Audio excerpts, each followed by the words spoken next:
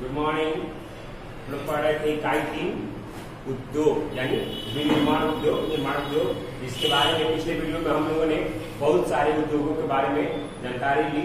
अब अगला उद्योग है हमारा तांबा प्रगलन उद्योग यानी तांबा का निर्माण उद्योग, तांबा को गलाने और उसका नए वस्तुओं का निर्माण उद्योग, जो कि हमारे भारत का ये भी एक पहला प्रमुख उद्योगों में शामिल है। भारत में पहला तांबा प्रगलन उद्योग आपको भारतीय तांबा निगम द्वारा, भारतीय तांबा निगम जो भारत सरकार की संस्था थी उसके द्वारा घाटशिला नामक स्थान पर स्थापित किया गया था।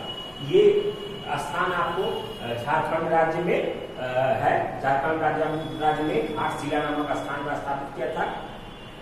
सन 1972 ईस्वी में तांबा निगम को हिंदुस्तान तांबा लिमिटेड के अंतर्गत हस्तांतरित कर दिया गया, यानी तांबा निगम लिमिटेड जो है वो उसको 1972 ईस्वी में हिंदुस्तान तांबा लिमिटेड यानी उसको लिमिटेड कर दिया गया और हिंदुस्तान तांबा लिमिटेड के नाम से उसको हस्तांतरित कर दिया गया। उसका नया नाम दे दिया गया हिंदुस्तान तांबा लिमिटेड। इसके अब हिंदुस्तान में तांबा लिमिटेड जो है वो एकमात्र तांबा उत्पादन का एक संस्थान है और इसके मुख्यतः 2 केंद्र है। एक पूर्वी सिंहभूम जिले में घाटशिला के निकट जो मऊ भंडार नामक स्थान, और दूसरा राजस्थान के झुंझुनू जिले के खेतड़ी नामक स्थान पर स्थित है। ये 2 क्षेत्र यानी देखा जाए तो एक झारखंड में स्थित है और एक राजस्थान में स्थित है तांबा प्रगलन उद्योग। और ये आपको हिंदुस्तान का जो सरकार के द्वारा निगम के द्वारा लिमिटेड है, सिर्फ वही उद्योग ये दोनों क्षेत्र में ये काम करते हैं और इससे कई सारे वस्तुओं का निर्माण किया जाता है और इससे उत्पादन किया जाता है। भारत की सबसे पुरानी तांबे के जो खान है वो राजस्थान के खेतड़ी स्थान पर स्थित है। सबसे पुराना हम लोग का तांबा का जो खान है, इसी कारण खेतड़ी नामक स्थान पर तांबा प्रगलन उद्योग भी स्थापित किए गए हैं। उसके बाद खेतड़ी के तांबा प्रगलन संयंत्र को मध्य प्रदेश के कलगन घाट में स्थित मौलजखंड खान से भी तांबा अयस्क की आपूर्ति किया जाती है, यानी मध्य प्रदेश में भी तांबा के जो अयस्क है वो प्राप्त किए जाते हैं और खेतड़ी में जो संयंत्र स्थापित है उसको वो अयस्क भेजी जाती है जिससे तांबा की वस्तुओं निर्माण हो सके।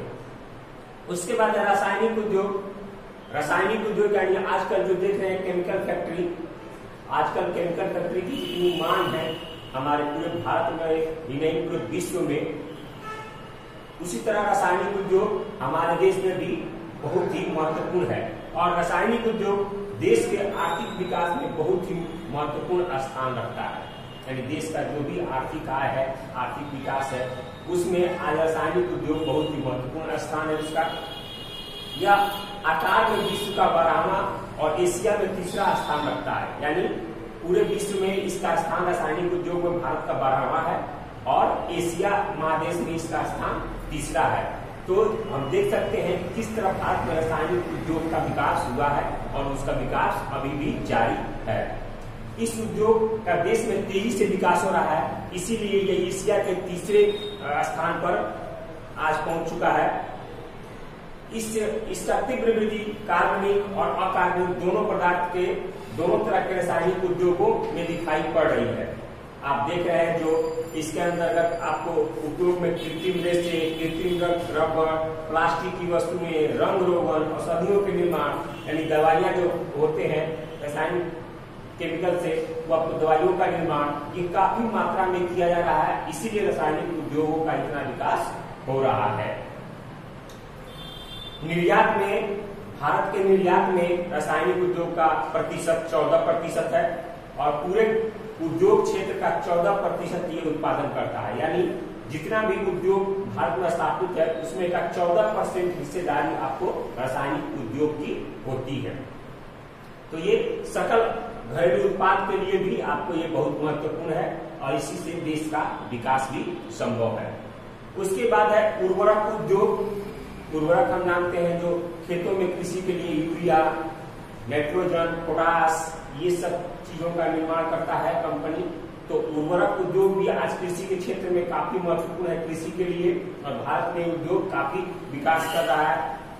हालांकि भारत जब एक कृषि प्रधान देश है तो उस दृष्टि से उर्वरक का उद्योग काफी महत्वपूर्ण है।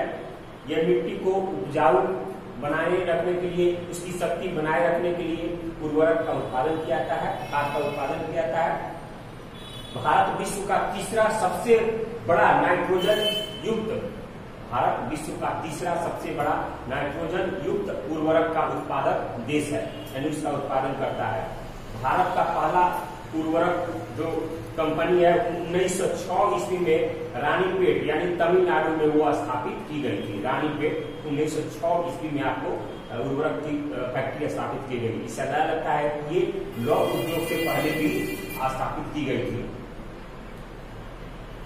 उसके बाद हरित क्रांति के कारण, जब हरित क्रांति भारत में हुआ तो उसके कारण इस उर्वरक उद्योग को काफी तेजी आई, इसके वृद्धि में, इसके विकास में काफी महत्वपूर्ण हुआ कि इसका विकास और भी जरूरी है।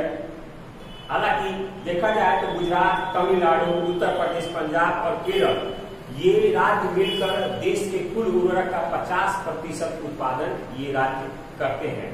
अन्य भी राज्य हैं आंध्र प्रदेश, उड़ीसा, राजस्थान, बिहार, महाराष्ट्र, असम, पश्चिम बंगाल, कर्नाटक, दिल्ली, मध्य प्रदेश, ये भी आपको काफी मात्रा में उर्वरक उत्पादन करते हैं। पोटास उर्वरक बनाने के लिए भारत को पोटेशियम आयात करना पड़ता है, यानी पोटास जो है वो उर्वरक बनाने के लिए भारत पोटेशियम को आयात करता है, दूसरे देशों से मंगाता है। बाकी जो भी अपने भारत में है उससे उर्वरक उद्योग को काफी सहायता मिली है, उससे काफी विकास हुआ है और हमारे खेतों की शक्ति बढ़ रहा है, मिट्टी की शक्ति बढ़ रहा है और उससे उपज में भी वृद्धि हुई है। तो आज के लिए इतना ही उर्वरक उद्योग तक। अगले वीडियो में हम और सारे उद्योगों के बारे में देखेंगे। आज के लिए इतना ही, अगले वीडियो में मिलेंगे। धन्यवाद।